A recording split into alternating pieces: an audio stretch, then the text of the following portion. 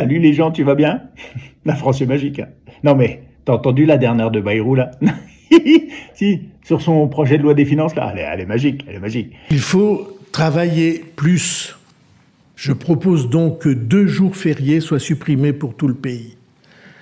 Je cite comme exemple, mais je suis prêt à accepter d'autres idées, le lundi de Pâques, qui n'a aucune signification religieuse, et le 8 mai, dans un mois de mai devenu un véritable gruyère, où l'on saute de pont en viaduc de congé, et qui est en avance de phase, comme on dit, un mois qui porte vers les vacances. Supprimer 2 jours fériés aux Français pour qu'ils continuent à bosser plus. Non.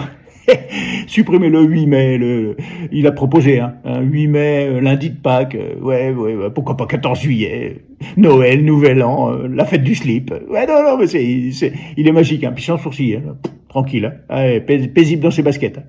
Ah oui, il faut combler la dette. Bah, bien sûr, la dette.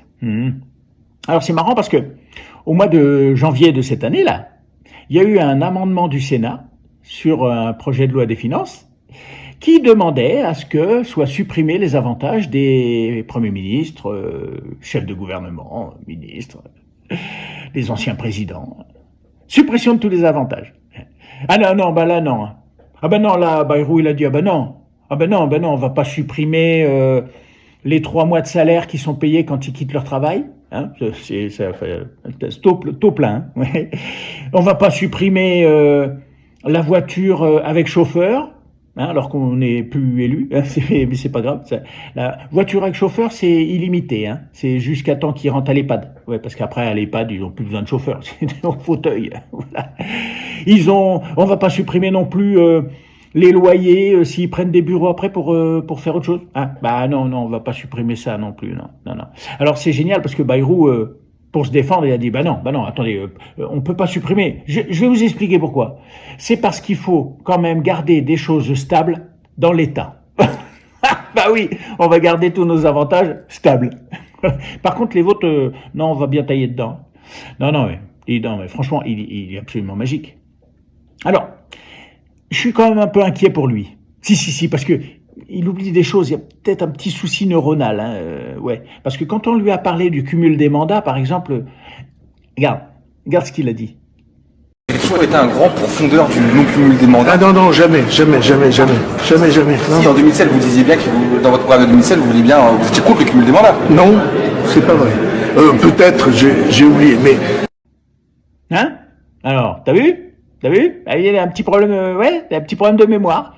Eh, Fanfan, il va falloir penser un peu à lever le pied, hein, parce que t'es un surchauffe, là. Oui. Ouais. Eh, alors, écoute, moi, je vais te proposer un autre truc. Hein, tu vas me dire ce que t'en penses, les gens, hein. Je vais lui rafraîchir la mémoire à Fanfan.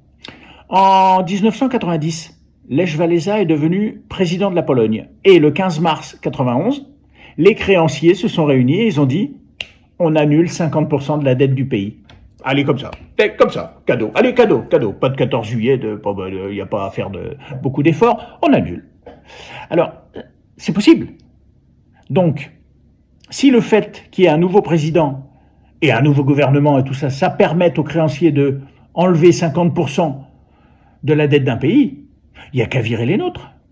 On n'a qu'à virer notre cher, entre guillemets, président, avec son cher, entre guillemets, gouvernement. Et puis, voilà, c'est réglé. Moins 50% de la dette. Enfin, moi je disais ça, je propose. Non, me remercie pas.